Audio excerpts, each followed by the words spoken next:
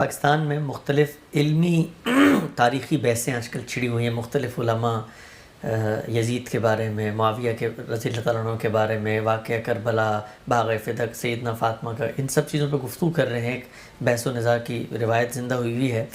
تو اس میں ہم نے یہ دیکھنے میں سامنے آیا کہ علماء ایک دوسرے کے خلاف مختلف نقطہ نظر کو توہین اور گستاخی پہ معمول کر رہے ہیں، یہاں تک کہ بعض لوگوں کے خلاف مقدمات درج ہو گئے اور بعض لوگوں کو جیل بھی ابھی جانا پڑا. تو یہ آپ نے تو بہت تفصیل سے بتایا کہ تاریخی واقعات کو کیسے دیکھنا چاہیے، لیکن علماء کو جو اس وقت اس میں انوالو ہیں اور وہ دوسرے کے موقف کو گستاخی قرار دے کے FIR کٹوا رہے ہیں یا اس کو توہین قرار دے رہے ہیں، اس فضا کو آپ علمی روایت کے ارتقاء میں کیسے دیکھیں؟ بہت افسوسناک. اصل میں اس کا خاتمہ ہو جانا چاہیے. علماء کو سمجھنا چاہیے یہ عبرت کا باب ہے، ایسے نہیں کریں کبھی وہ. یعنی صحیح طریقہ یہی ہے کہ آپ کسی چیز سے اختلاف رکھتے ہیں تو بس اپنے اختلاف کو دلائل کے ساتھ بیان کریں. ہر چیز میں گستاخی ڈھونڈنے کا طریقہ یہ لوگوں کے درمیان نفرت پیدا کرتا ہے.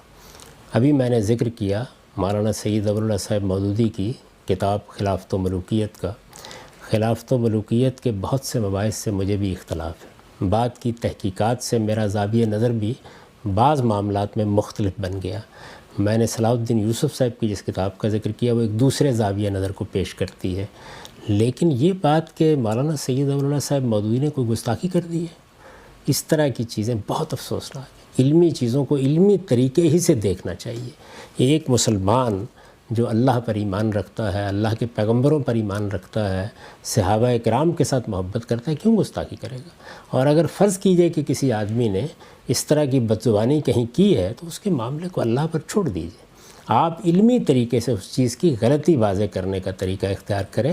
اس سے ہمارے ہاں علمی فضا پیدا ہوگی، تحقیق کرنے کا ذوق پیدا ہوگا، ایک دوسرے کی عزت کرتے ہوئے اپنا نقطہ نظر پیش کرنے کے لیے ترغیب ہوگی. یہی صحیح طریقہ ہے. یہ کوئی بھی شخص، بعض اصلاح کے مدعی بھی اسی طرح کی لغویات شروع کر دیتے ہیں، بہت سخت زبان استعمال کریں گے، دوسرے لوگوں کا مذاق اڑائیں گے، استہزاء اور استخفاف کے طریقے اختیار کر لیں گے. اس سے اجتناب کرنا چاہیے. انسان کو سیکھنا چاہیے. پھر ہوتا کیا ہے کہ پھر جب اپنے اوپر آتی ہے تو وہی آگ گھر تک پہنچ جاتی ہے اور آپ بھاگے پھرتے ہیں اس کے بعد. تو یہ طریقہ نہیں اختیار کرنا، کسی حال میں بھی اختیار نہیں کرنا چاہیے. مجھے بتائیں ہمارے ہاں جنید جمشید جیسا نیک اور صالح شخص کیا وہ سوچ سکتا تھا گستاخی کرے؟